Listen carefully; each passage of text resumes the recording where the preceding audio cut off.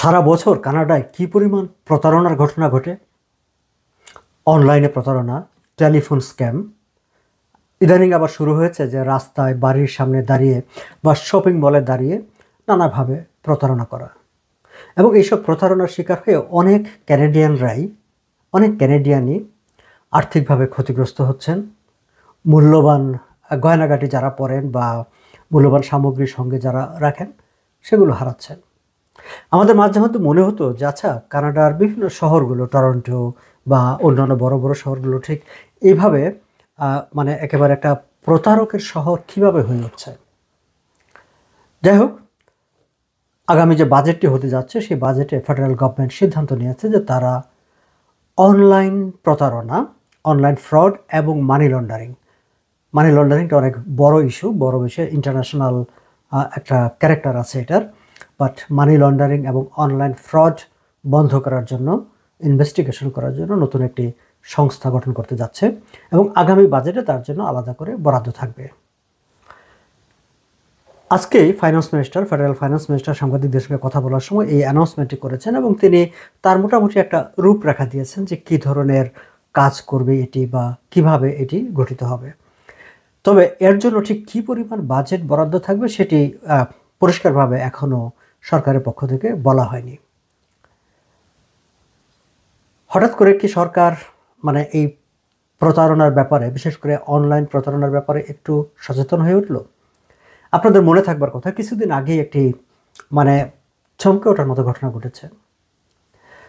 RBC ব্যাংকে একটি বড় ধরনের প্রতারণার তথ্য উদ্ঘাটিত হয়েছে, যেখানে একজন এমপ্লয়ি যিনি ওই ব্যাংকে চাকরি করেন, তিনি মানে একটি সোশ্যাল মিডিয়া প্ল্যাটফর্মে যাকে তিনি চিনেন না, তার ইনস্ট্রাকশন অনুসারে অনেকগুলো ক্রেডিট কার্ড অ্যাপ্রুভ করেছেন, লাইন অফ ক্রেডিট অ্যাপ্রুভ করে দিয়েছেন। তিনি প্রত্যেকটা অ্যাপ্রুভালের জন্য নিজে কিছু কিছু করে টাকা পেতেন। কিন্তু সবচেয়ে যে ভয়ানক ব্যাপার, সেই ব্যাপারটি হচ্ছে প্রধানমন্ত্রী মার্ক কার্নির তার যে অ্যাকাউন্ট, সেই অ্যাকাউন্টেও বিনা অনুমতিতে কেউ সেখানে অ্যাক্সেস করেছে, তার ফাইল মানে ব্যাংক অ্যাকাউন্ট রিভিউড হয়েছে। এবং সেই খবরটি প্রচারিত হবার পর সঙ্গত কারণে ব্যাংকিং পাড়ায় সাধারণ মানুষের মধ্যে এক ধরনের একটা আতঙ্ক তৈরি হয়েছে। এর বাইরে আমরা বিভিন্ন সময় শুনি যে কারো ব্যাংক অ্যাকাউন্ট কিভাবে মানে ফ্রড হয়েছে, কারো ক্রেডিট কার্ডে ফ্রড হয়েছে। এই ঘটনাগুলো আমরা হরহামেশাই শুনি এই দেশে। যাই হোক, ফাইন্যান্স মিনিস্টার আজকে যে কথাটি বলেছেন, তিনি ঘোষণা দিয়েছেন আগামী বাজেটে এটি বাস্তবায়নের মানে ফান্ড বরাদ্দ করা থাকবে এবং নতুন একটি প্রতিষ্ঠান হবে, তার নাম হচ্ছে ফাইন্যান্সিয়াল ক্রাইম এজেন্সি। এই ফাইন্যান্সিয়াল ক্রাইম এজেন্সি একদিকে মানি লন্ডারিং নিয়ে কাজ করবে, অপরদিকে এই যে অনলাইন ফ্রডগুলো হয় বিভিন্ন ফাইন্যান্সিয়াল ইনস্টিটিউশন, ব্যাংকিং ইনস্টিটিউশনে, সেগুলো নিয়ে তারা ইনভেস্টিগেশন অ্যান্ড নানা ধরনের তাদের বিরুদ্ধে পদক্ষেপ নেওয়ার এই কাজগুলো করবে। এবং এটি থাকবে আসলে আরসিএমপির মতোই একটি প্রতিষ্ঠান, আরসিএমপির কাঠামোর মধ্যে এটি থাকবে। সো বলা যায় যে এক ধরনের একটা ফাইন্যান্সিয়াল পুলিশিংয়ের ব্যবস্থা করতে যাচ্ছে ফেডারেল গভর্নমেন্ট। ইন্টারেস্টিং হচ্ছে যে 2022 সালের জাতীয় বাজেটে, ফেডারেল বাজেটে এই ফাইন্যান্সিয়াল ক্রাইম এজেন্সি গঠনের প্রস্তাব করা হয়েছিল, কিন্তু গত 2 বছরে 22, 23, 24, 25 গত 2-3 বছরে এটি নিয়ে ফেডারেল গভর্নমেন্ট আসলে আর এগোয়নি। কেন এগোয়নি? সাংবাদিকরা এই প্রশ্নটি করেছিলেন ফাইন্যান্স মিনিস্টারকে, কিন্তু তিনি তার কোনো উত্তর দেননি। তার প্রশ্ন হচ্ছে আমরা তো এবার করতে যাচ্ছি, তো গত 3 বছরে কেন করেননি তার উত্তর তিনি দিচ্ছেন না। তার কথা হচ্ছে এবার তো আমরা করতে যাচ্ছি। ওকে, ফাইন, শেষ পর্যন্ত যদি এটি বাস্তবায়িত হয়। আমি আরেকটি তথ্য আপনাদের জন্য শেয়ার করতে চাই দর্শক, যে অন্ততপক্ষে ফেডারেল লেভেলে মানে এই ধরনের ফ্রড বা ফাইন্যান্সিয়াল ক্রাইম দেখভাল করার জন্য অন্তত 4টি ফেডারেল এজেন্সি আছে। তার মধ্যে ক্যানাডিয়ান অ্যান্টি ফ্রড সেন্টার বলে একটি প্রতিষ্ঠান আছে।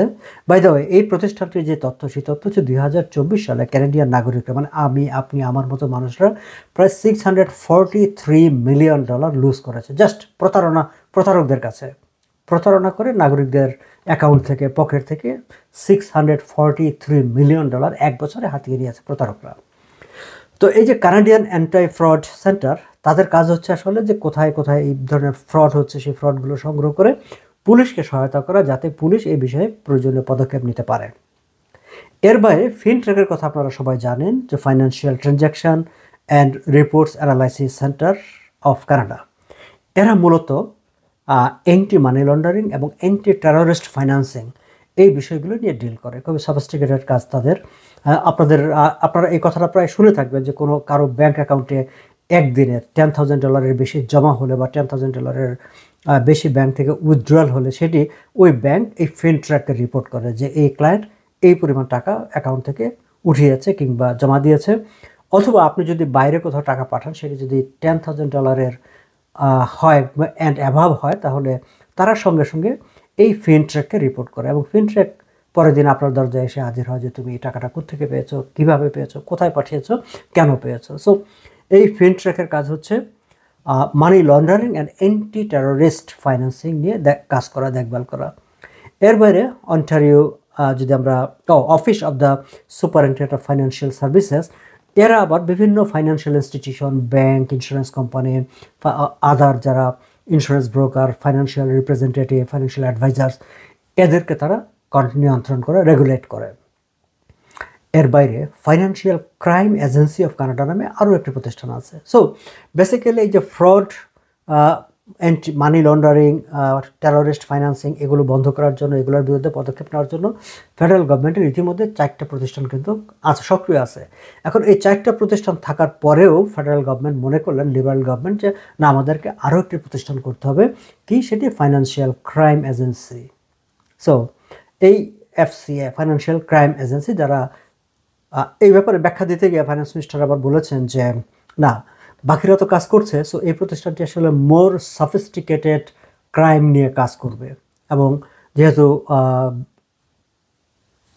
মানি লন্ডারিংয়ের সাথে এটার একটা ইন্টারন্যাশনাল ক্যারেক্টার আছে, এটি বিশ্বের বিভিন্ন দেশে এই দেশ থেকে টাকা যাওয়া কিংবা অন্য দেশ থেকে টাকা আসা, এই যে বাংলাদেশ থেকে অনেক টাকা পাচার হয়ে এসে কানাডিয়ান ইকোনমিতে ঢুকে যায়, সেগুলোর মধ্যে কোনগুলো মানি লন্ডারিং হয়ে আসছে, কোনগুলো নিয়মতান্ত্রিকভাবে আসছে, সেইগুলো দেখভাল করার এখতিয়ার থাকবে এই যে নতুন যে প্রতিষ্ঠানটি হচ্ছে, সেই প্রতিষ্ঠানটি দ্য ফাইন্যান্সিয়াল ক্রাইম এজেন্সি তার। সো এটা আমি বলতে পারি যে সামনের দিনে মানে বাংলাদেশ থেকে অর্থ পাচারকারীরা যারা মানি লন্ডারিং করেন, তাদের একটু চিন্তিত হবার কারণ আছে। তো আগামী বাজেটে অর্থ বরাদ্দ হওয়ার পর তারপরে আসলে এটির বাজেট তো আর মাত্র কয়েক মাসের বাকি আছে, সো তারপরে এই প্রতিষ্ঠানটি কাজ শুরু করবে। এই প্রতিষ্ঠানটি কতটা কার্যকর হবে, কতটা মানি লন্ডারিং বন্ধ করতে পারবে, বা কতটা এই ফাইন্যান্সিয়াল ফ্রড, অনলাইন ফ্রড বন্ধ করতে পারবে, সেটি দেখার জন্য আমাদের অপেক্ষা করতে হবে। বাট আমি মনে করি it is a good move, একটা গুড ইনিশিয়েটিভ, যে গভর্নমেন্ট অন্ততপক্ষে এই যে ফ্রড হচ্ছে, মানি লন্ডারিং হচ্ছে এবং এক্সিস্টিং যে প্রতিষ্ঠানগুলো আছে সেগুলো দিয়ে কাজ করা যাচ্ছে না, সেগুলো বন্ধ করা যাচ্ছে না, ফলে ডিফারেন্ট ওয়েতে তারা ভাবছে। সো এটি দ্রুত কাজ শুরু করুক, আমরা অপেক্ষায় থাকবো।